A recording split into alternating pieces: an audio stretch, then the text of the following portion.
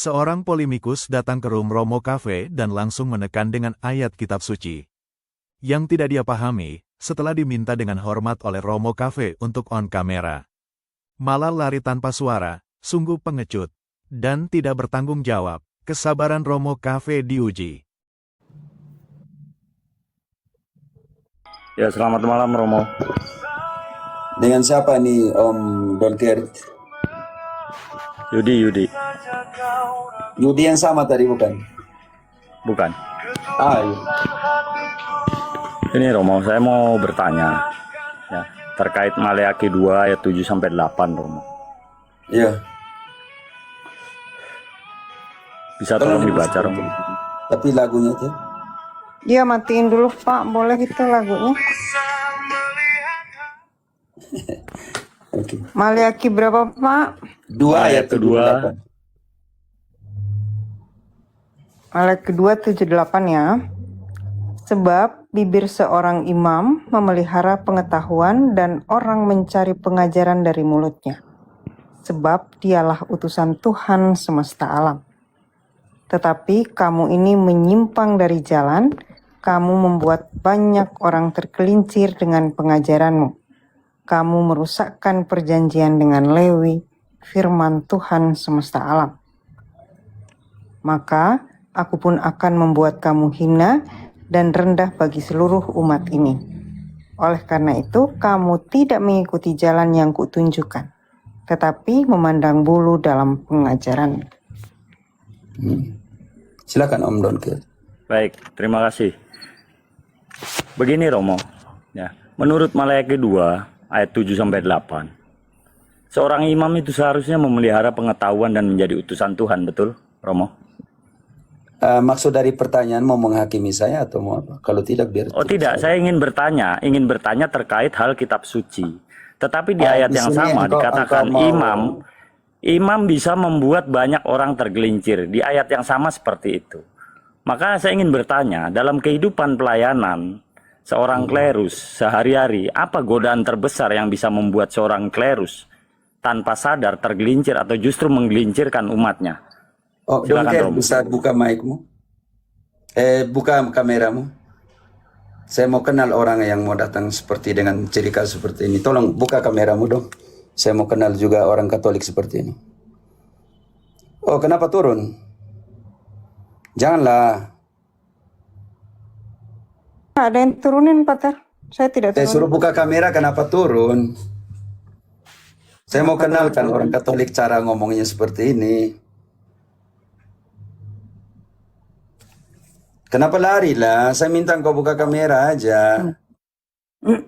Supaya saya kenal orangnya yang cara omongnya seperti ini. Kan enak kan kita baku kenal gitu.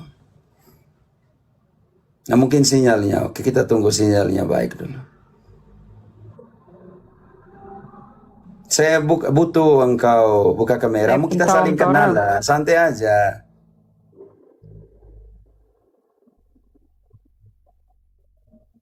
Tidak ada masalah.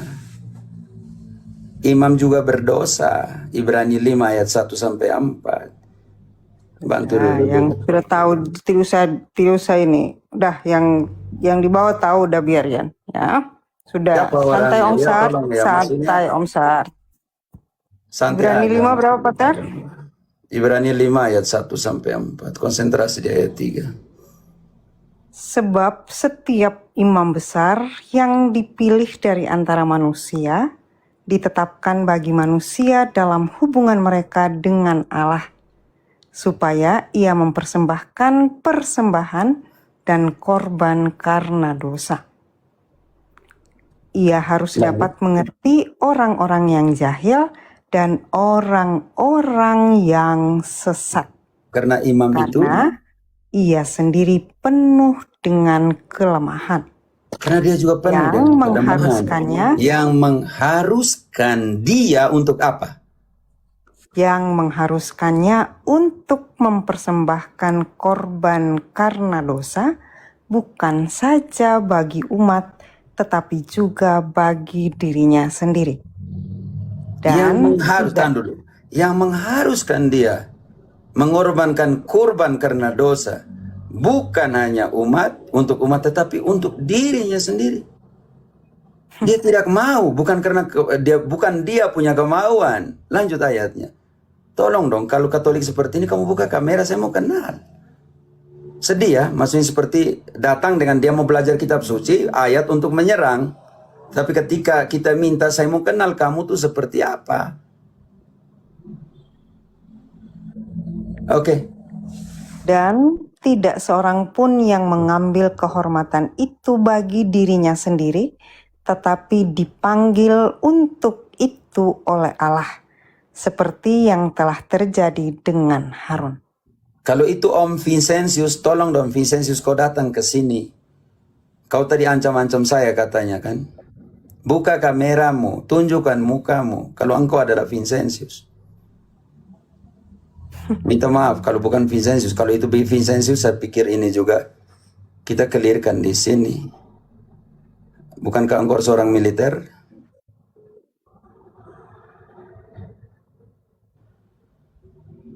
Oh ya, seperti teman saya yang langsung hero tenang ini kenapa? Oh ya, maaf teman teman kelas. Oke, maksudnya seperti itulah. Saya pikir baca kembali. Dia baca kembali 3 dan 4. Dia juga berdosa.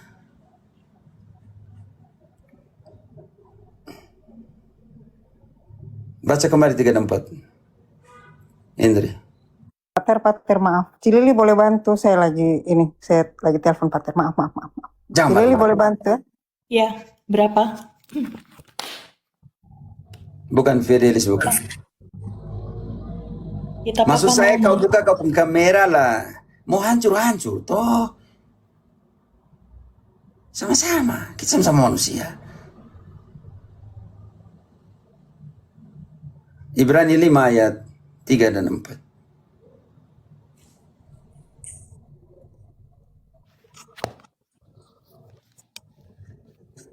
Lili, Ibrani 5 ayat 3 dan 4. yang mengharuskannya untuk mempersembahkan korban karena dosa, bukan saja bagi umat, tetapi juga bagi dirinya sendiri. Dan tidak seorang pun yang mengambil kehormatan itu bagi dirinya sendiri, tetapi dipanggil untuk itu oleh Allah, seperti yang telah terjadi dengan Harun. Dia berdosa dan kekudusan dia bukan bergantung dari kalian. Imamat 21 ayat ke-8. Kekudusan imam bergantung kepada Allah yang menguduskan dia. Kalau saya berdosa ya, saya manusia.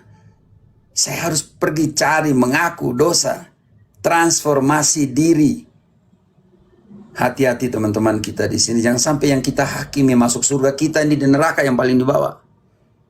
Saya berdosa. Siapa bilang saya tidak berdosa? Lili silakan. Imamat 21 ayat 8. Imamat 21 ayat 8. Bukan Fidelis, Fidelis bukan. Ada satu yang namanya Om Vicentius, siapa yang mau ancam-ancam saya. Kau datang sini buka kepung kamera, selesai, perkara selesai. Baca dulu. Imamat 21 Ayat 8.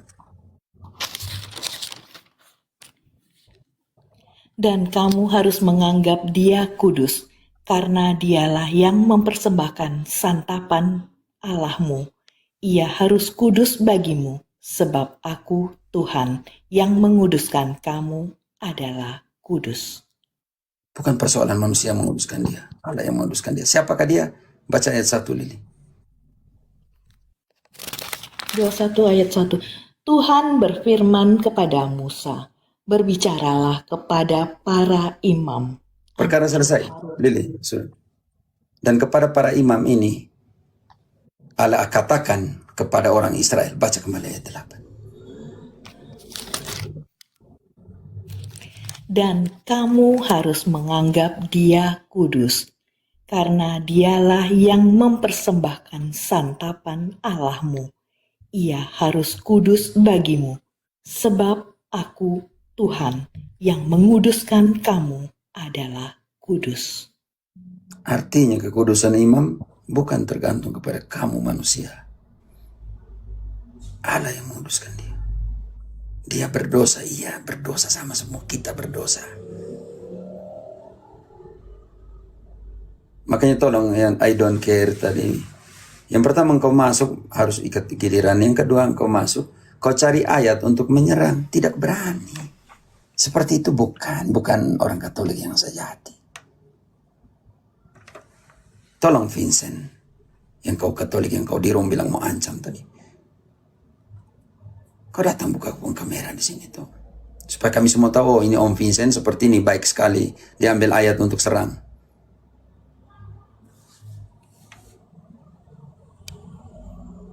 Ya, dia Katolik bilang paling ahli kitab suci sudah. Tolonglah. Dokter, sembuhkanlah dirimu sendiri, kata Yesus. Jangan hakimi.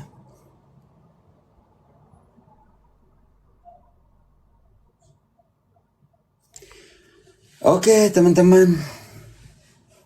Tidak apa. Begitulah resiko mewartakan. Ya. Oh, Pater, tuh Ibu Ida sudah naik. Ya, Ibu Ida, maaf ya. Sorry, Pater. Semoga ayat Ibrani tadi bisa dipahami bahwa dia berdosa. Dia harus mengerti orang berdosa karena dia juga berdosa. Yang mengharuskan dia untuk mempersembahkan korban penghapus dosa bukan hanya untuk umat tapi untuk dia sendiri. Mana Vicentius tadi? Tolong ganti nama terus-terus. Ganti, pakai kau penama asli. Dia, kalau memang itu Vicentius, saya menyesal juga. Maksudnya menyesal tidak bisa kenal dia malam ini. Suruh dia buka kamera, kenapa dia langsung lari? Orang Katolik. Orang Katolik. Oke, biar so. Dia masih banyak orang yang mau dengarkan di sini. Oke. Ibu Ida, maaf ya tadi. Maaf. Maaf ya Romo, tadi jaringannya nggak ada. Tiba-tiba hilang. Saya mau bertanya ini Romo, maksudnya kadang-kadang saya baca firman tapi nggak mengerti, kayak terdapat di, maaf saya Protestan sebelumnya Romo, jadi nggak tahu apakah sama Alkitabnya atau tidak ya Romo. Ini terdapat di Yakobus 1 ayat 2. Tolong dibaca. Yakobus 1 ayat 2. Kakak bawa itu kah? Mau baca atau saya bacakan?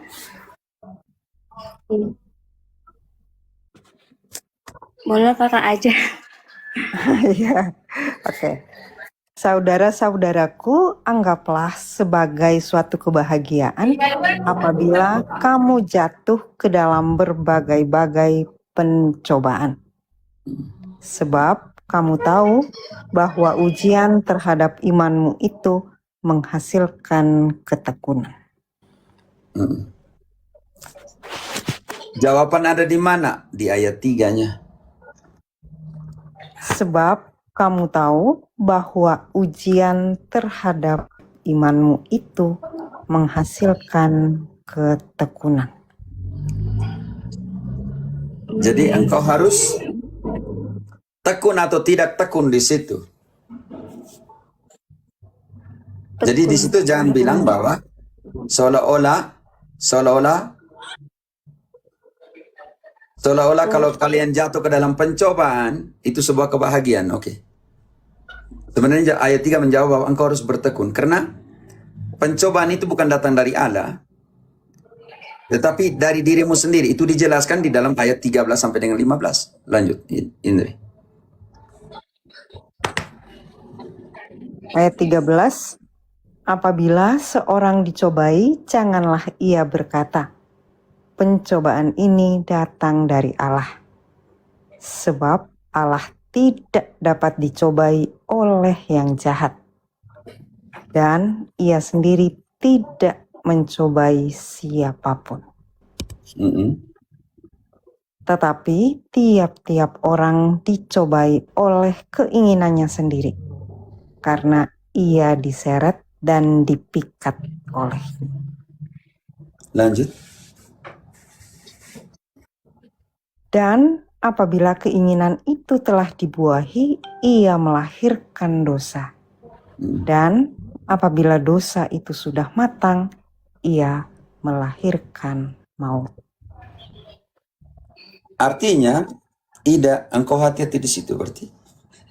Engkau jangan menganggap bahwa pencobaan itu sebagai sumber kebahagiaan ya. Tetapi disitulah ayat 3 mengatakan tadi Yakobus bilang. Disitulah dimana ketekunanmu itu diuji. Iman yang menghasilkan ketekunan itu diuji. Oke? Karena engkau jangan bilang Allah yang mencoba yang engkau tidak. Engkau lah yang memutuskan dengan free willmu, dengan keputusan bebasmu, kehendak bebasmu. Oke? Oke teman-teman Katolik tetap tenang, tetap apa? Ida, engkau sudah bisa memahami sedikit atau tidak? Bisa Romo. Tapi kenapa Romo susah kali ya untuk taat? Oh ya, susah sekali untuk taat. Benar sekali. Iya, Memang sering. karena kita punya kehendak bebas, maka susah untuk taat. Oke? Karena gini Romo, kadang-kadang kayak datang sama Tuhan itu secara pribadi malu. Karena melawan hari-hari itu dan tuh selalu taat itu susah kali Romo. Jadi seakan-akan datang kayak percuma. Aku merasa kayak aku munafik. Jatuh bangun lagi. Itu rasanya sakit kali Romo. Engkau pernah pergi ke rumah sakit di UGD, Ida? Belum Romo. Tidak, engkau pernah masuk, pernah lihat, pernah kunjung? Oh pernah Romo, pernah. Engkau lihat alat untuk ukur ini, apa namanya? Alat untuk ukur apa ya? Hati itu, namanya apa sih itu? Yang di UGD? Stetoskop. Apa namanya? Stetoskop. Ya, yang pasang di sini baru ke Ya, layar. stetoskop. Ida, engkau lihat sini. Kalau masih turun naik, artinya dia masih hidup atau tidak? Masih hidup. Nah, kalau dia sudah datar semua, dia sudah Mati. EKG namanya. Terima kasih Bu Laurensi. Artinya itu dulu aplikasikan ke dalam hidupmu. Ketika hidup masih naik turun, tanda bahwa engkau masih hidup. Ada saat di mana jatuh, ada saat di mana engkau di atas, ada saat jatuh lagi di atas lagi. Itu bukti bahwa engkau dan saya masih hidup. Ketika semua sudah datar, tanda kematian sudah mendekat. Oke? Ataukah engkau pernah memain piano, orgel, Yamaha, dan lain sebagainya merek? Pernah? Gak pernah Romo. Tidak, engkau pernah lihat Yamaha lihat pernah, piano? pernah. Di situ ada 2 warna. Di Warna apa piano. dan apa? Di tutsnya itu. Di tuts, untuk tekan itu ada warna apa dan apa? Ida? Hitam putih kalau nggak salah Romo. Itu pun hidup kita. Bayangkan kalau semua tutsnya putih, tidak ada hitam, melodi tidak terlalu enak. Mainkan 2 kondisimu itu putih dan hitam, dan jadikanlah itu sebuah melodi.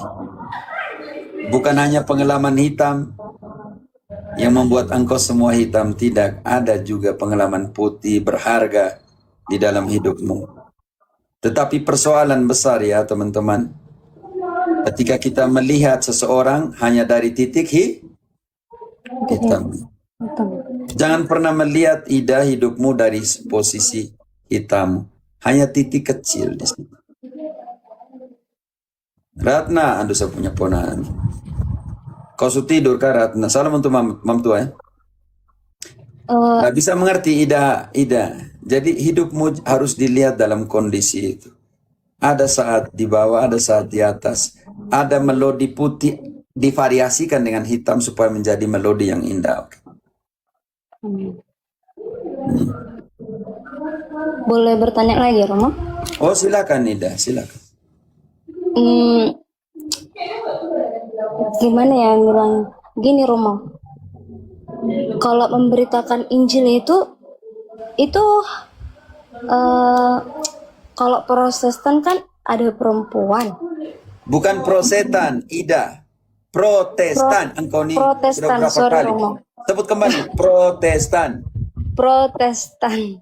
Bukan prosetan, Protestan. Ya, dia Sorry, terus Romo. nih. Menurut atau pendapat Romo, kalau perempuan itu boleh ya jadi pemberitaan Injil? Begini. Santo Paulus melarangnya. 1 Timotius 2 ayat ke-11. 1 Timotius 2 ayat 11.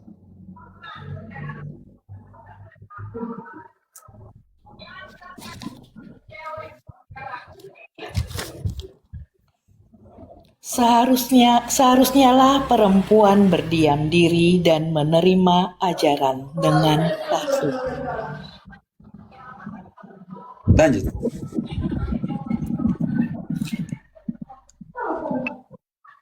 Lili, lanjut. Aku tidak mengizinkan perempuan mengajar dan juga tidak mengizinkannya memerintah laki-laki. Hendaklah ia berdiam diri. Ida, engkau sudah dengar itu? Iya, Romo. Paulus melarangnya. Aku tidak mengizinkan. Lili, ulang kembali. Seharusnyalah perempuan berdiam diri dan menerima ajaran dengan patuh.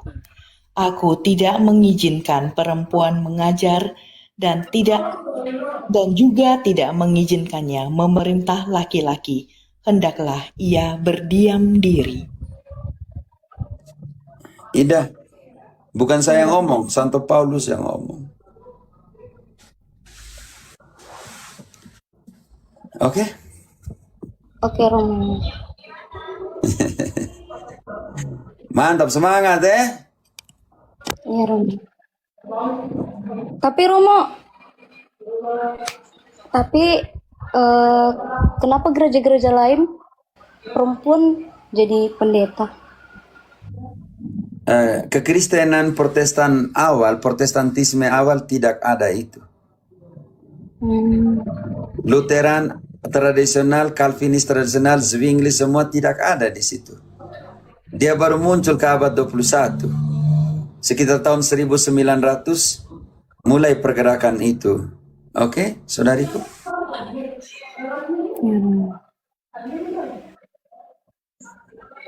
Berarti perempuan hanya mendengar, berdiam diri. Yang dimasukkan dalam pengertian mengajar di dalam pengertian ibadah, oke? Ibadah itu hanya dirayakan oleh imam. Bisa mengerti? Kalau kan ada Kalau tuh ayatnya Romo. katekis, itu sama levelnya. Kalau itu sama level dengan katekis yang mengajar untuk komuni pertama, untuk krisma, sama kalau gitu.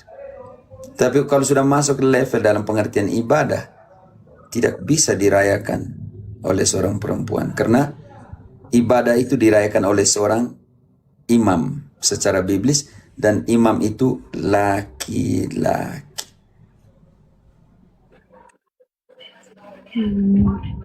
Oke, Ida? Oke, Romo. Oke, begitu. Mengajar dalam pengertian mengajar perempuan, mengajar di komuni pertama, ya mengajarlah.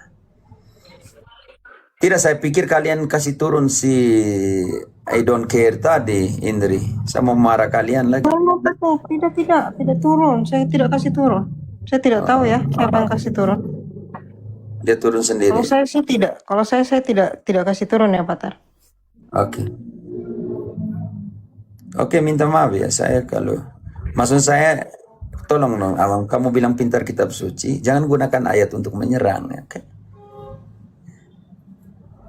Gunakan ayat untuk pembelajaran.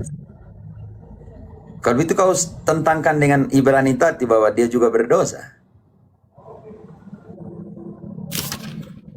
Oh, kabur sendiri ya. Jangan jadi Katolik yang begitu. Katolik berani. Saya ini Katolik loh, santai. Nah, tapi kalau saya sih terlalu offside sih, Patah. Oh begitu. Ya. Ya maksudnya dia yang suruh ambil dari Maleaki. Tidak apa ambil dari Maleaki. Ya, baik-baiklah. Kita orang Katolik loh. Telepon boleh, DM boleh, ngomong baik-baik. Ini kan pengajarannya.